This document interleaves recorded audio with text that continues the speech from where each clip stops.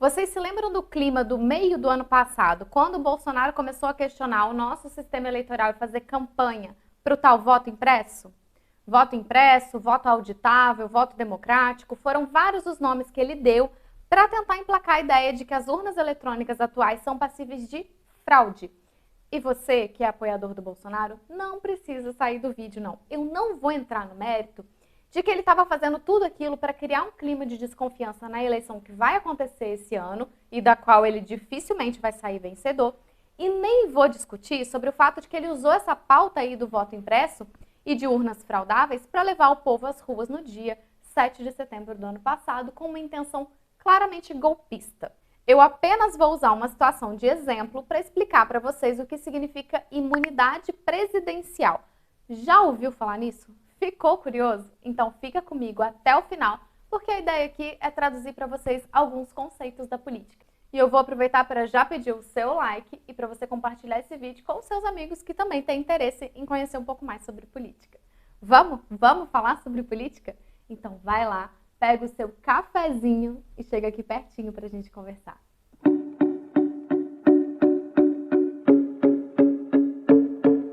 Voto impresso, urnas fraudáveis, supostíssima fraude na eleição de 2018, esse era o cenário plantado pelo presidente em julho e agosto do ano passado. Lembram?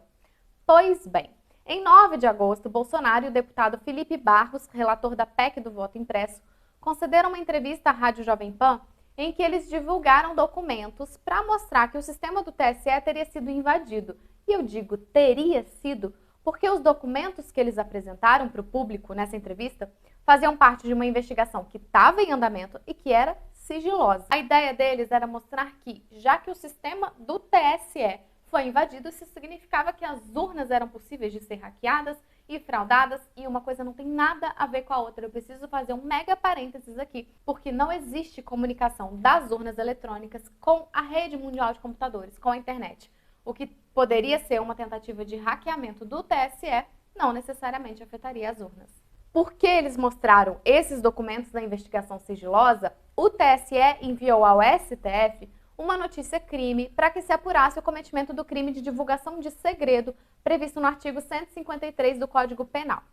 Então a situação é, um presidente da República praticou um ato que pode se enquadrar como crime. Como investigar e punir o presidente? Será que porque ele é presidente tem alguma regra especial para ele? O crime que eu estou falando aqui é o crime comum e não aquele tal crime de responsabilidade que é motivo do impeachment. Até porque o crime de responsabilidade não é crime tecnicamente falando. É uma infração política, uma infração administrativa. Outra coisa importante. Para saber se um presidente vai ou não responder por um crime enquanto ele é presidente do Brasil, a gente precisa analisar se o ato criminoso tem ou não a ver com as funções públicas dele. Por exemplo, pensando num exemplo extremo mesmo, só para vocês entenderem. Se o presidente mata a própria mulher numa briga familiar, isso não tem a ver com a função de presidente. Foi um ato cometido pela pessoa em si, sem qualquer conexão com o cargo público que ele exerce, percebe? Mas no caso que eu expliquei para vocês, o ato cometido pelo Bolsonaro tem tudo a ver com a função de presidente. Inclusive, ele só teve acesso a esse inquérito sigiloso porque ele é o presidente. E ele só divulgou o conteúdo desse inquérito porque era interesse dele questionar o sistema eleitoral para conseguir que fosse aprovada uma emenda à Constituição que mudaria o esquema das nossas urnas. Percebe que aí tem tudo a ver com a função pública que ele exerce? E por que é importante analisar se o ato criminoso tem ou não a ver com a função pública? É que tem uma regrinha na Constituição Federal que diz que o presidente da República, durante a vigência do mandato, não poderá ser responsabilizado por atos estranhos ao exercício de suas funções. Essa é a tal imunidade presidencial. E percebam que isso vale para os crimes cometidos antes do início do mandato, antes da pessoa se tornar presidente e durante o exercício do mandato. Então imagina que um candidato à presidência da República está sendo investigado pelo crime de homicídio do seu enteado. E aqui outro parênteses, eu tirei esse exemplo daquele caso do Dr. Jairinho, que é vereador lá no Rio de Janeiro. Não sei como alguém consegue ser tão cruel. Eleição tá aí, prestem atenção em quem vocês vão votar. Voltando, imagina que o candidato está sendo investigado por esse crime e ele ganha as eleições e se torna presidente. Nesse caso, as investigações vão ficar paradas, porque ele não pode ser responsabilizado durante o exercício de seu mandato por crimes estranhos ao exercício de suas funções. Se o crime é praticado depois que ele assumiu a presidência, a investigação nem vai poder começar.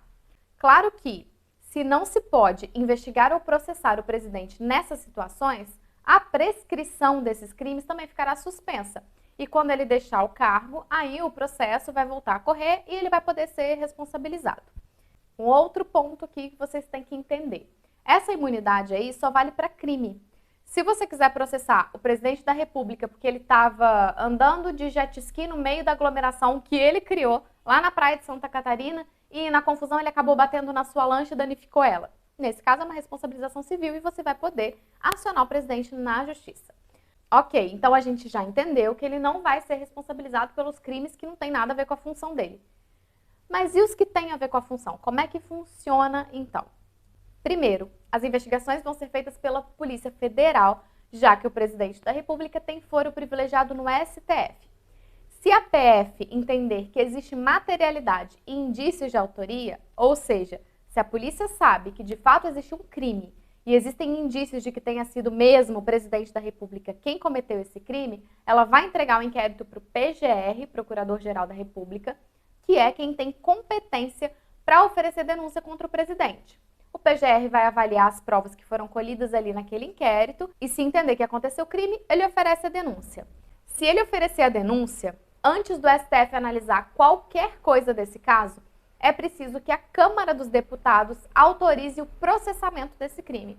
Da mesma forma como acontece com o impeachment, 2/3 dos deputados têm que concordar com o prosseguimento do processo e só se eles concordarem é que o STF vai aceitar ou não a denúncia e permitir que o presidente se defenda e daí o processo segue.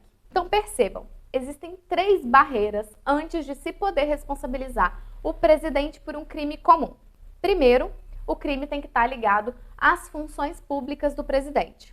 Segundo, o PGR tem que oferecer denúncia. Se ele não oferecer denúncia, isso significa que ele decidiu arquivar o caso. E terceiro, se o PGR oferece denúncia, ainda assim a Câmara dos Deputados tem que aceitar que o presidente seja processado. Entenderam como funciona a responsabilização do presidente por crimes comuns? Nesse caso que eu falei para vocês, do crime de vazamento de informação sigilosa, a Polícia Federal chegou à conclusão de que tanto o Bolsonaro quanto o deputado Felipe Barros praticaram esse crime, eles tinham intenção direta e consciente de vazar as informações que eles obtiveram em função do cargo. E a partir do momento que a PF identificou o crime, ela enviou o inquérito para o STF por conta do foro privilegiado.